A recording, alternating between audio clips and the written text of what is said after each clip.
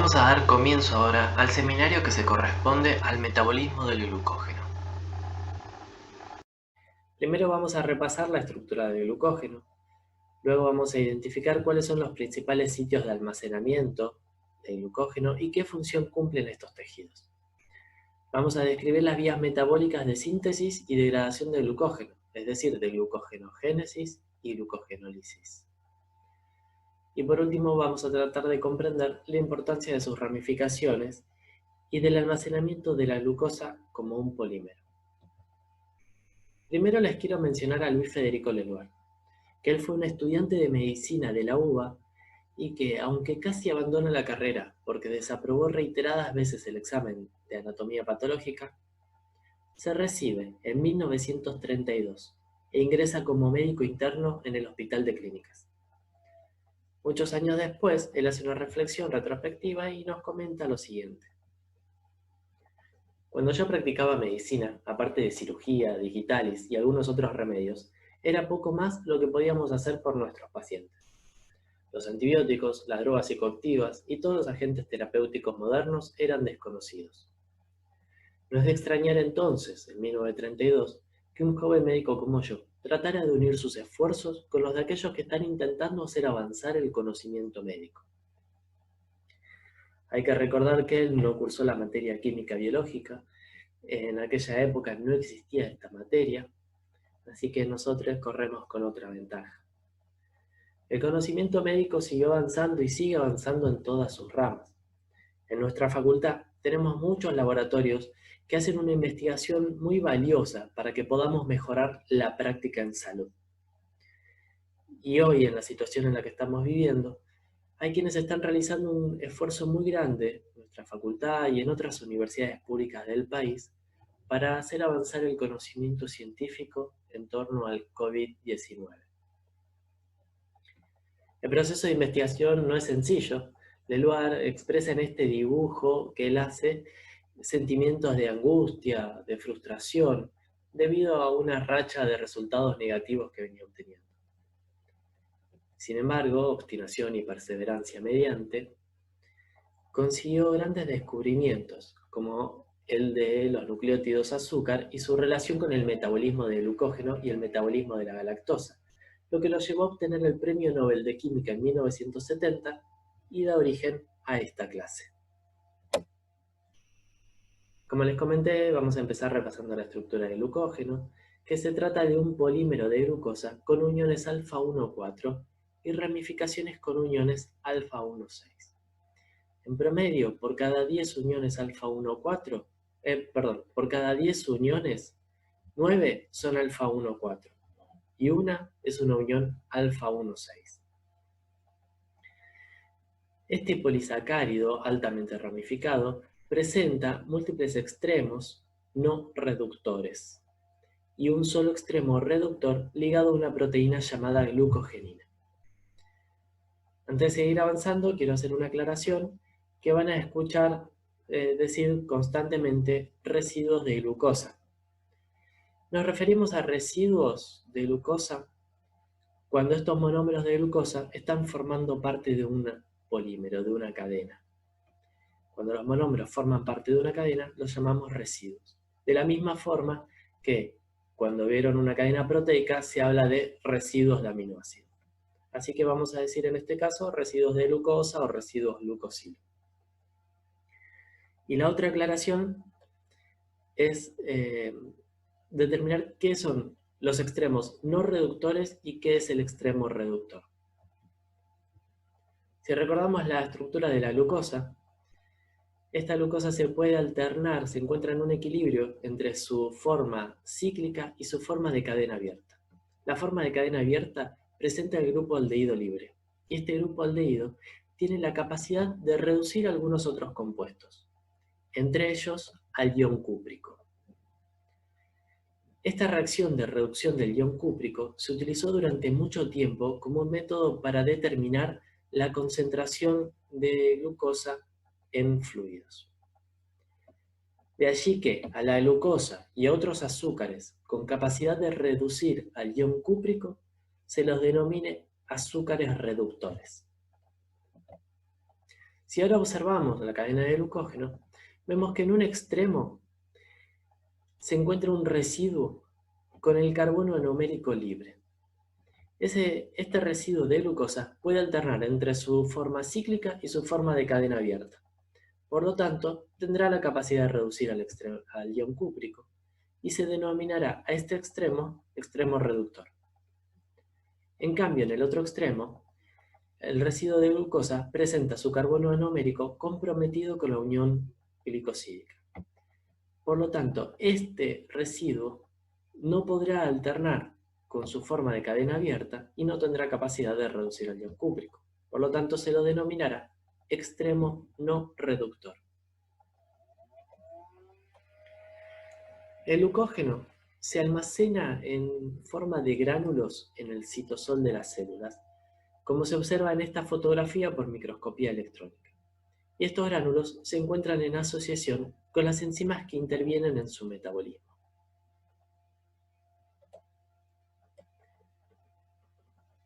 El glucógeno se puede encontrar en todas las células del organismo, pero tiene mayor importancia en el hígado y en el músculo esquelético, tanto por la cantidad en la que se encuentran estos tejidos como por la función que cumple. En el hígado tiene la función principal de mantener la glucemia en periodos de ayuno, de hasta 12 o incluso hasta 24 horas. El hígado tiene una gran capacidad de reserva, de almacenamiento de glucógeno, ya que este puede alcanzar hasta el 10% del peso total del órgano. En el músculo, la función del glucógeno es aportar combustible para la contracción muscular. La capacidad de almacenamiento de glucógeno en el músculo es mucho menor, puede llegar a alcanzar hasta un 2% del peso total del órgano. Sin embargo, la masa muscular es mayor en cantidad que la masa hepática. Por lo tanto, eso convierte al músculo en la principal reserva de glucógeno del organismo. El resto de las células del organismo tiene una capacidad mucho menor para almacenar glucógeno. Y la función de esta en estos tejidos será la de aportar combustible para generar ATP por glucólisis en casos de un deficiente aporte energético. Vamos a ver ahora los pasos de la síntesis y degradación de glucógeno, es decir, de la glucogenogénesis y la glucogenólisis. La glucogenogénesis también la pueden escuchar como glucogénesis, ¿sí? Glucogenogénesis y glucogénesis serán sinónimos. Para ver estos procesos, vamos a tratar de introducirnos en dos estados metabólicos fundamentales que son ayuno y saciedad. Y en estos estados vamos a ver qué vía metabólica predomina, si la de síntesis o la de degradación. Veamos primero en saciedad.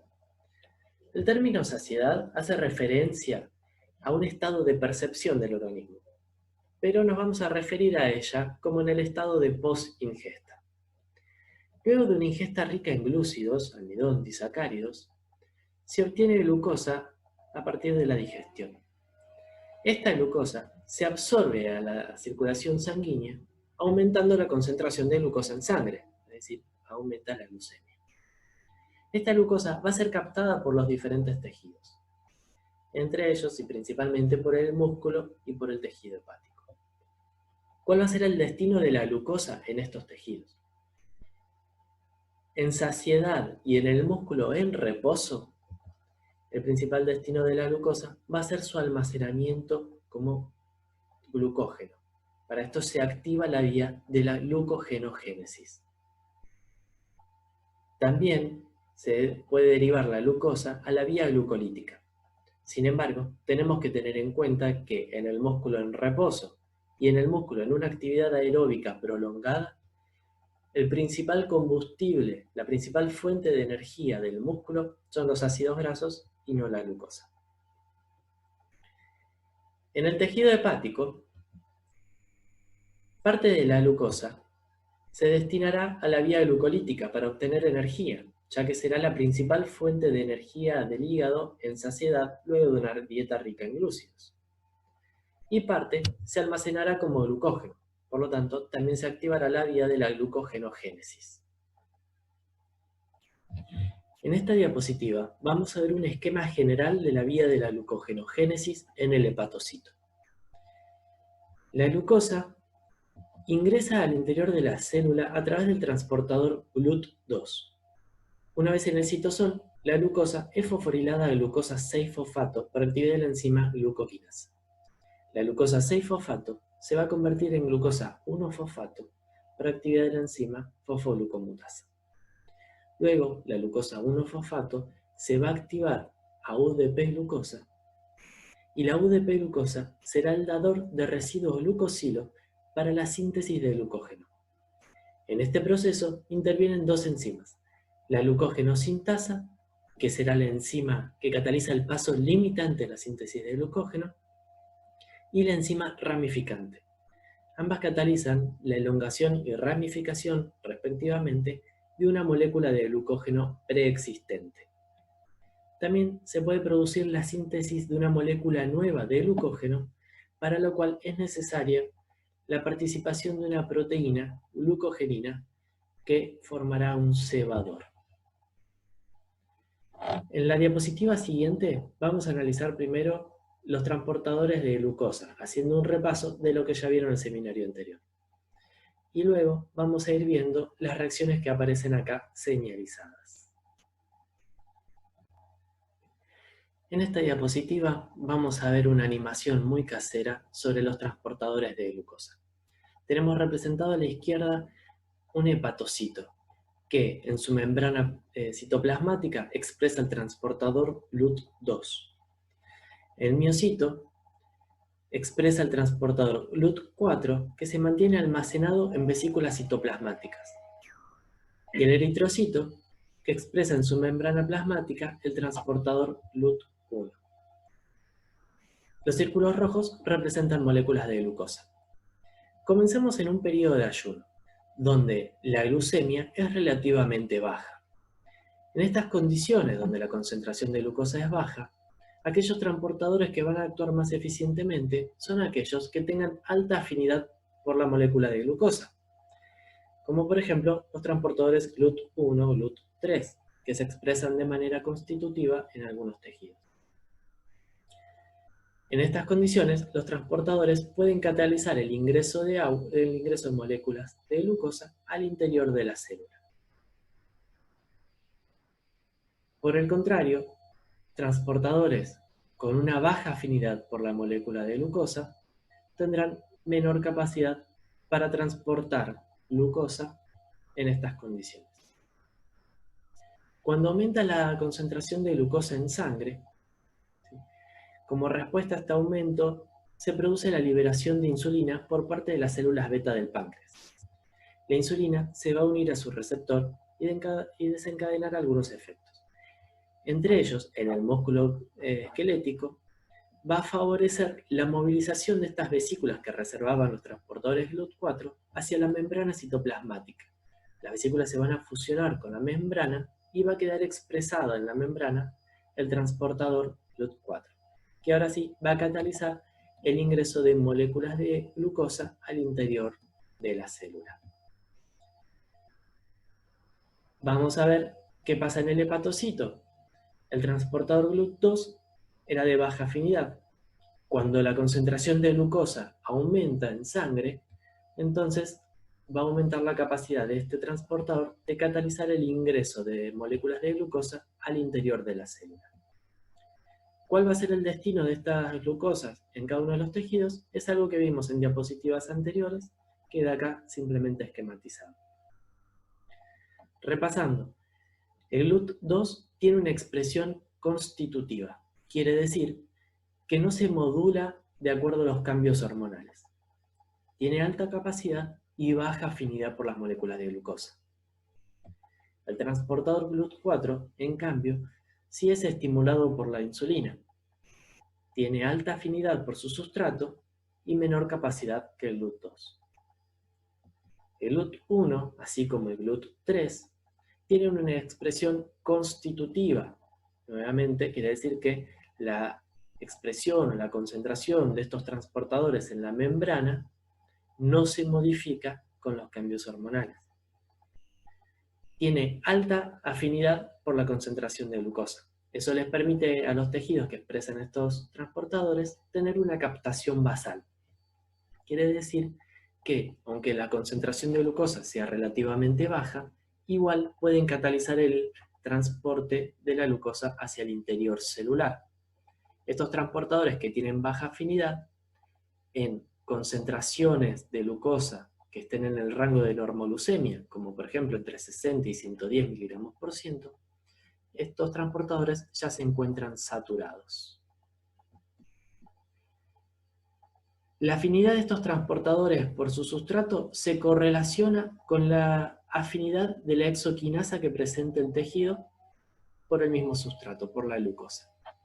En el caso del hígado, presenta la isoenzima glucoquinasa, que tiene un Km elevado por la glucosa, al igual que su transportador GLUT2. En los demás tejidos, presentan isoenzimas de exoquinasa con mayor afinidad por la glucosa, igual que los transportadores que expresan en su membrana. De esta forma se correlaciona el transporte de la glucosa hacia el interior de la célula con su posterior metabolismo.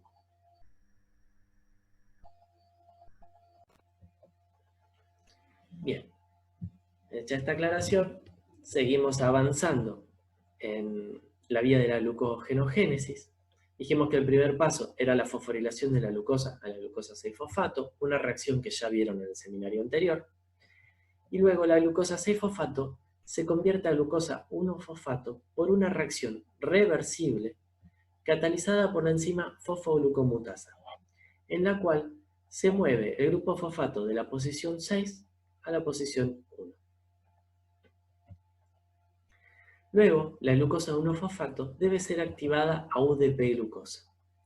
Para eso, se condensa con el nucleótido UTP, uridina trifosfato. En esta condensación se genera UDP-glucosa, es decir, uridina difosfoglucosa, y pirofosfato. Esta reacción va a ser acoplada a la hidrólisis del pirofosfato. La hidrólisis del pirofosfato es una reacción esergónica y va a proporcionar la energía necesaria para que la reacción se impulse hacia la formación de UDP-glucosa. El papel de los nucleótidos en el metabolismo de los azúcares, principalmente el descubrimiento y el papel de los nucleótidos azúcar, es uno de los descubrimientos del equipo de Leloir. Hasta ese entonces, de UTP, se sabía que era un sustrato para la formación de los ácidos nucleicos y no se conocía su relación con el metabolismo de los glúcidos.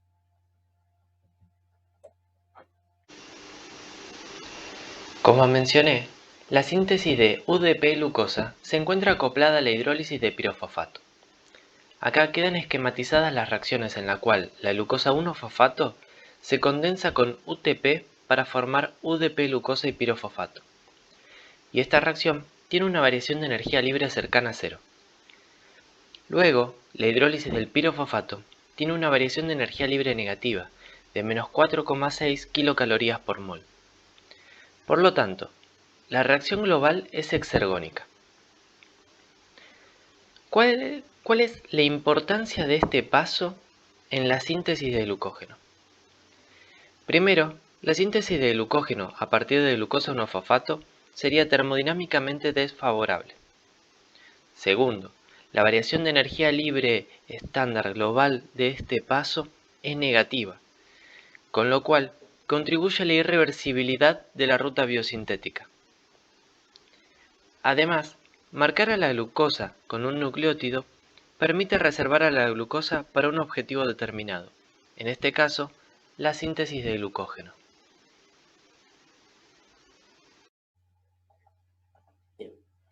Y UDP-glucosa, como dijimos, es el dador de residuos glucosilo para la síntesis de glucógeno. La enzima que interviene en este paso es la glucógeno-sintasa, que cataliza el paso limitante en la síntesis de glucógeno y será una enzima blanco de regulación metabólica, como van a ver en el teórico. Esta enzima cataliza la transferencia del residuo de glucosa, de la UDP-glucosa, hacia el extremo no reductor de la cadena de glucógeno en crecimiento, estableciendo una unión alfa-1,4. Se libera UDP. La célula se puede reabastecer de UTP a través de la transferencia de un grupo fosforilo proveniente del ATP, reacción que es catalizada por la enzima nucleósido difosfato quinasa. La glucógeno sintasa va a catalizar la elongación de la cadena de glucógeno hasta llegar a una longitud de 11 residuos de glucosa. A partir de este punto actúa la enzima ramificante, que va a catalizar la transferencia de un segmento de 6 a 8 residuos de glucosa hacia un punto más interior de la cadena, estableciendo una unión alfa-1,6. De esta manera se genera una nueva rama y ahora ambas ramas pueden ser sustratos para la acción de la glucógeno sintasa. La distancia entre las ramas es de al menos 4 residuos de glucosa. Resumiendo hasta acá, vimos que el primer paso era la fosforilación de la glucosa a glucosa 6-fosfato con gasto de ATP. La glucosa 6-fosfato, por una reacción reversible, se convierte en glucosa 1-fosfato. La glucosa 1-fosfato iba a ser activada a UDP-glucosa, reacción que es impulsada por la hidrólisis del pirofosfato. Luego, el paso limitante catalizado por la glucógeno sintasa es la adición de residuos de glucosa a la cadena de glucógeno provenientes de UDP-glucosa. Y la célula se podía reabastecer de UTP a través de la transferencia de grupos fosforilos desde el ATP al UDP. ¿Qué balance podemos hacer del agregado de una unidad de glucosa a la cadena de glucógeno? Es que por cada unidad de glucosa se consumen 2 moléculas de ATP. Una en la fosforilación de la glucosa y la otra en la regeneración del UTP. Hasta acá hablamos de elongación y ramificación de una molécula de glucógeno. Pero ¿cómo se sintetiza una molécula de glucógeno nueva? Para eso se necesita un primer cebador, que está constituido por una cadena de al menos 8 residuos de glucosa que se forman por intervención de la proteína glucogenina. La glucogenina es una enzima que exhibe el grupo hidroxilo de la cadena lateral de un residuo de tirosina y va a catalizar el agregado de un residuo de glucosa proveniente de UDP-glucosa hacia este residuo de tirosina. Continúa catalizando el agregado de más residuos de glucosa hasta llegar a una longitud de 8 residuos. A partir de entonces interviene la enzima glucógeno sintasa y queda formado lo que vemos como un cebador. La glucógeno sintasa va a catalizar el agregado de más residuos de glucosa, elongando la cadena, y luego la enzima ramificante va a catalizar la formación de nuevas ramas de glucógeno. Este es un proceso que se ve limitado por la disponibilidad de glucogenina en las células. Bien. Entonces, hasta este momento vimos lo que sucedía en saciedad y vimos la vía de la glucogenogénesis. Ahora veamos en ayuno o en ejercicio. Durante el ayuno, la concentración de glucosa en sangre va disminuyendo. En respuesta a esto y en respuesta a los cambios hormonales, se produce en el hígado la glucogenólisis, por la cual se degrada el glucógeno para liberar glucosa, y esta glucosa pasa a la circulación sanguínea. Esto es importante para mantener la glucemia y que aquellos tejidos que son dependientes de glucosa puedan captar la glucosa para obtener energía. En el músculo, la concentración, los niveles de glucógeno no son modificados en el ayuno, pero sí se modifican en el ejercicio. Durante el ejercicio, la contracción muscular, el glucógeno se degrada por glucogenólisis, dando como producto final de la vía glucosa 1-fosfato. La glucosa 1-fosfato se puede convertir en glucosa 6-fosfato y esta entra a la vía glucolítica para obtener energía. Como hicimos en la etapa anterior, acá vamos a hacer lo mismo, vamos a hacer un esquema de la vía de la glucogenólisis para luego entrar en detalles en cada una de estas reacciones. Tenemos esquematizado un hepatocito y a partir de la molécula de glucógeno dijimos que se va a degradar por la vía glucogenolítica para dar como producto final glucosa 1-fosfato. En este proceso intervienen dos enzimas, la glucógeno-fosforilasa, que será paso limitante y blanco de regulación de la glucogenólisis, y la enzima desramificante. La glucosa 1-fosfato, por esta reacción reversible que ya vimos, se convierte en glucosa 6-fosfato. En el hepatocito, la glucosa 6-fosfato puede entrar al retículo endoplásmico y se hidroliza su grupo fosfato liberando glucosa y fósforo inorgánico. Este paso está presente en el hígado, en el riñón y en el intestino. La glucosa libre, ahora sí, puede retornar, puede pasar a la circulación sanguínea a través del transportador GLUT2, siempre a favor de su gradiente de concentración. En el miocito, durante la contracción muscular, el glucógeno se degrada a glucosa 1-fosfato, intervienen las isoenzimas glucógeno-fosforilasa y enzima desramificante. La glucosa 1-fosfato, nuevamente, se convierte en glucosa 6-fosfato. Pero ahora, el músculo, que carece de la enzima glucosa 6-fosfatasa, no puede producir glucosa libre. Y la glucosa 6-fosfato se destina a la vía glucolítica para obtener energía. Veamos acá algo que llama la atención, que es el balance energético de la glucólisis. Cuando la glucosa 6-fosfato proviene del glucógeno, vemos que el balance es de una ganancia de 3 moles de ATP por cada mol de glucosa 6-fosfato. Y si repasamos la glucólisis, habían visto que el balance de la glucólisis en el seminario anterior es de 2 moles de ATP. ¿A qué se debe esta diferencia? En esta diapositiva vemos esquematizada un resumen de la glucólisis, que ya vieron en el seminario anterior. Y habían visto en la glucólisis que el balance final era la ganancia de 2 moles de ATP por cada mol de glucosa. Y que en el primer paso se invierte una molécula de ATP por cada molécula de glucosa que entra para fosforilar la glucosa a glucosa 6-fosfato. Este paso es salteado cuando la glucosa proviene de la glucogenólisis, ya que la degradación del glucógeno genera glucosa 1-fosfato, y esta glucosa 1-fosfato, glucosa 6-fosfato, es decir, una glucosa fosforilada.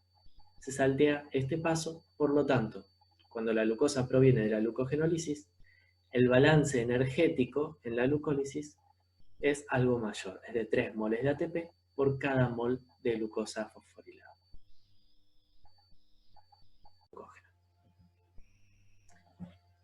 Bien, continuemos. El primer paso de la glucogenólisis es el catalizado por la glucógeno-fosforilasa.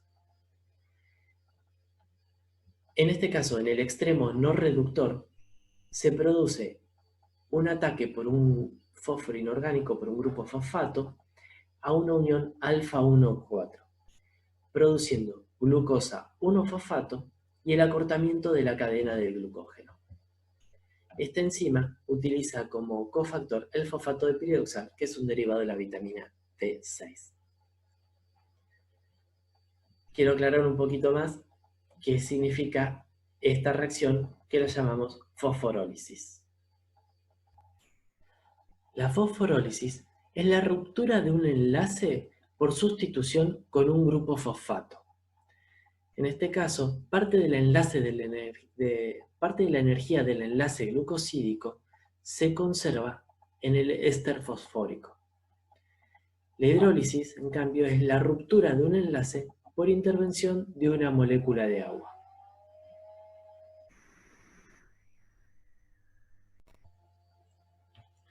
La glucógeno-fosforilasa va reduciendo la longitud de las cadenas liberando moléculas de glucosa 1-fosfato, hasta que llega a una distancia de 4 residuos del punto de ramificación.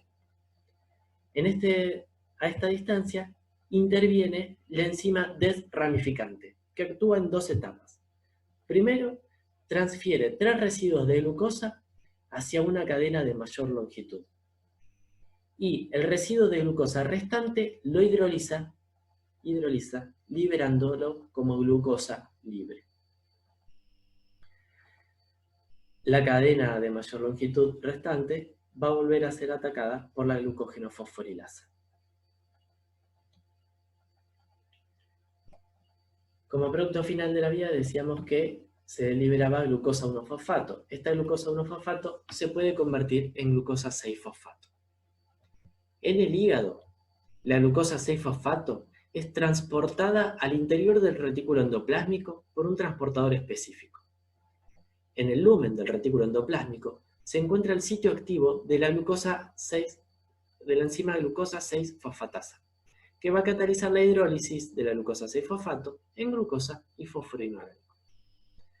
Ambos productos son transportados al citosol por transportadores específicos, y la glucosa libre puede pasar a la circulación sanguínea a través del transportador LUT2.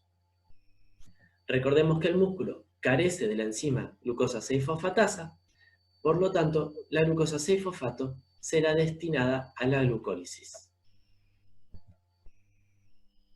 Resumiendo la glucogenólisis, teníamos 2 enzimas principales. La primera es la glucógeno-fosforilasa, que catalizaba por fosforólisis la ruptura de un enlace glucosídico, liberando glucosa 1-fosfato y acortando la cadena de glucógeno.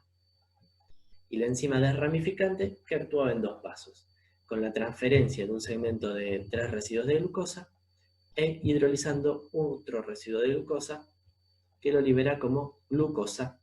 Decimos glucosa libre, ya que no está fosforilada.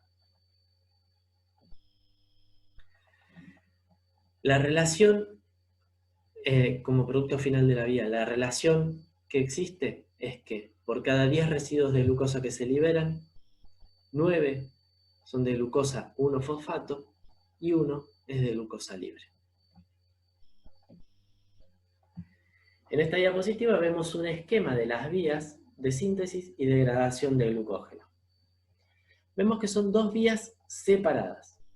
Esto es porque ambas vías son 2 vías irreversibles, son 2 procesos irreversibles, por lo tanto deben ocurrir por vías separadas.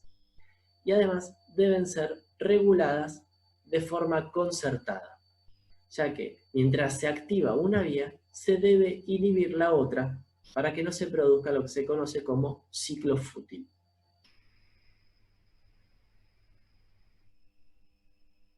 Bien.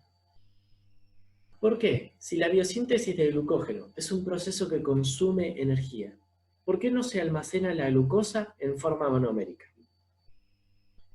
Como que la glucosa es transportada siempre a favor de su gradiente.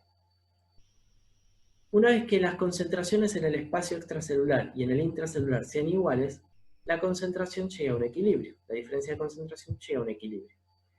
Y transportar glucosa hacia el interior de la célula sería ir en contra de su gradiente de concentración, con lo cual requeriría gasto de energía. Por otra parte, como glucógeno, se puede almacenar una gran cantidad de residuos de glucosa. Si estos residuos de glucosa permanecieran solubles en el citosol, y no formando una sola gran molécula, causarían que aumente la presión osmótica en el interior celular, y eso ocasionaría la entrada de agua al citosol, con la posterior hinchazón y lisis celular. Y por último, ¿por qué son importantes las ramificaciones del glucógeno? Por un lado, incrementa la solubilidad del glucógeno, esto es, comparándolo con otros polisacáridos lineales, por ejemplo, la celulosa.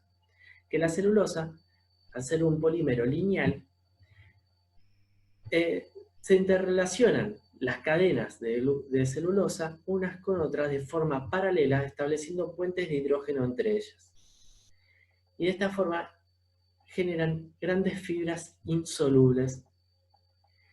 En cambio, el glucógeno, al tener múltiples ramificaciones, evita que se formen estas fibras insolubles y permite una mayor hidratación de la molécula.